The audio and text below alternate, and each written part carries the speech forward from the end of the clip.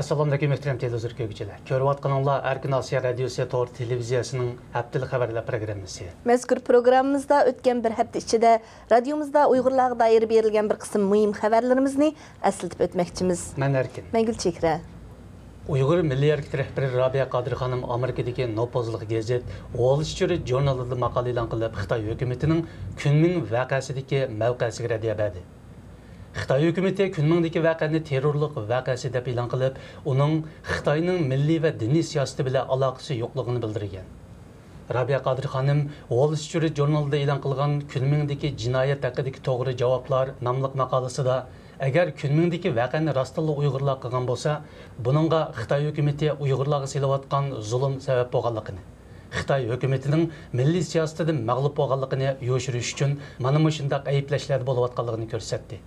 Rabia Qadir xonim mazkur maqola haqida radiomizning ziyoratini qabul qilib, Kunmingdagi voqeani Urumchi voqeasidan keyin Uyg'urlar duchor bo'lgan bir qator zulmlarning natijasi deb qarashga bo'ladiganligini eskartdi. Rabia Qadir xonim uningdan boshqa yana Kanada parlamenti va Kanada tashqi ishlar ministrligining taklifiga binoan o'tgan hafta Kanadada 3 kunlik ziyorati bo'lgan va Uyg'urlar yo'liqayotgan masalalarni o'tirg'a qo'ygan. Beijingda ochilgan ikki yig'inning xalq vakili Abdulhamid Ahmad To'xtadamulla Hojim Uyg'urlar navbatda yo'liqayotgan milliy, ijtimoiy va siyosiy masalalarni dadil o'tirib qo'yib, ommaning diqqatini tortgan. 11 mart u bu haqda Xitoy Markaziy xalq radio stansiyasi Uyg'ur bo'limining ziyoratini qabul qilib, "Men millat va dinimizning og'ir yukini elib ikki yig'inga keldim. Biri millat uchun so'zlash, yana biri dinimiz uchun gap qilish. Xalq vakili bo'lish sifatim bilan buni zimmamga yuklangan nihoyat og'ir ishki vazifa deb qarayman" dedi. Egallashimizcha, Abdulhamid Ahmad To'xtadamulla Hojim Xitoy mamlakatlik siyosiy kengashining a'zosi, Xotan shaharlik islom jamiyatining raisi. U so'zda yana yerli xalq farzandlarining ishqa o'rinlash amasligi, milliy kiyim-kechak va diniy e'tiqodning cheklanishi, maktablarda yo'l qo'yilgan dinsizlashtirish siyosati qatorliqlarning o'zgartirilishini talab qilgan. İctimai taratqularda Xitoy turmusida yaqinda qiyin qistoqda o'lganligi ilgari surilgan Uyg'ur qizining sobiq sud xodimi Gulnar Ablat ekanligi oshkorlanmoqda.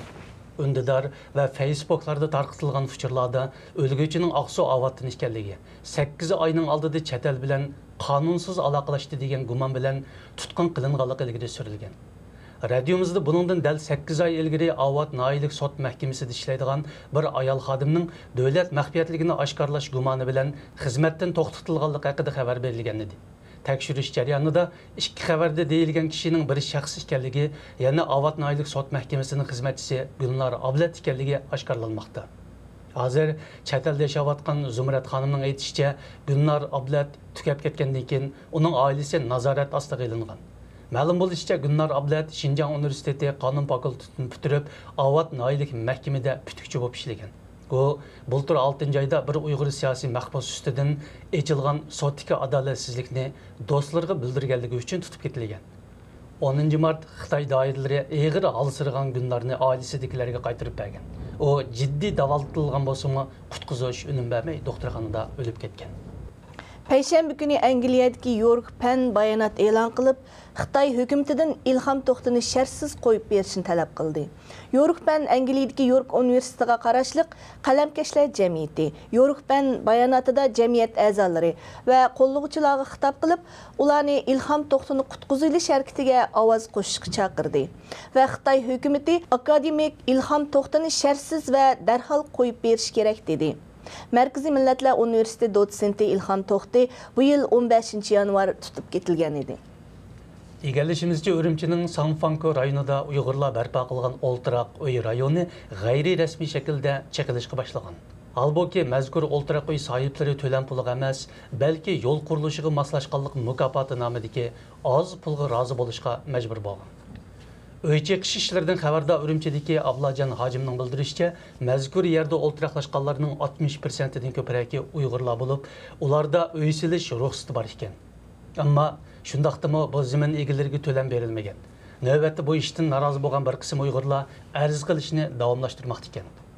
Bu rayon buningdan taxminan 10 necha yil avval chorvachilikni taraqqiy qildirish nomi bilan kengayib, hozirgi 2000 oilalikdan ortiq yurishlashgan bir o'ltiraq rayoniga aylangan edi. Egallishimizcha 6 oydan buyon tutqunda turayotgan mustaqil ma'rifchi Abduvali Ayub delosi 11 mart taftish mahkamasiga topshirilgan. Advokat tunji qitim uning bilan ko'rishgan. Abduvali Ayubning oliy maktabda o'qiyotgan jiyani radiomiz ziyoratini qabul qilib, buni dalilladi. Advokatning Abduvali Ayubning akisiga bildirishicha, Abduvali Ayub qamalgan kamerdagilarning hammasiga qichishqaq kesili tarqalgan. Abduvali Ayubning o'zimi bir mezgil qichishqaq kesiliga giribdor bo'lib, yaqinda saqaygan. Abduvali Ayubning yaqinda sud qilinish mumkinchiligi ilgari surilmoqda.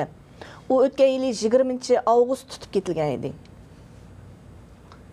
Muhtaram televizor ko'ruvchilar, yuqorida Erkin Osiyo radiosi to'g'ri televiziyasining haftalik xabarlar programmasini ko'rdinglar. Kelar hafta ko'rishguncha omon bo'lgaysizlar. Xayr xo'sh. Xayr xo'sh.